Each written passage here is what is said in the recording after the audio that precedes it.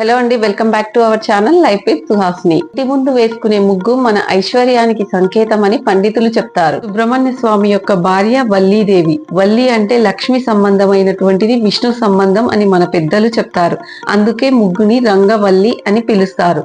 ఇంటి ముందు మనం వేసుకునే ముగ్గు సరైన పద్ధతిలో వేస్తే మన ఇంట్లోకి లక్ష్మీదేవి ప్రవహించుకుంటూ వస్తుందని పండితులు చెప్తారు. ముగ్గుకి 4 వైపుల సైడు ముగ్గు తప్పకుండా వేయాలి. 4 మూలల సైడు ముగ్గు వేయడం వలన 8 దిక్కులు ఏర్పడతాయి. ఈ 8 దిక్కులతో కలిగి ఉన్న ముగ్గుని ఐశ్వర్య ముగ్గు అంటారు. ఇంటి ముందు వైపు మాత్రం ఇలా వేయాలి.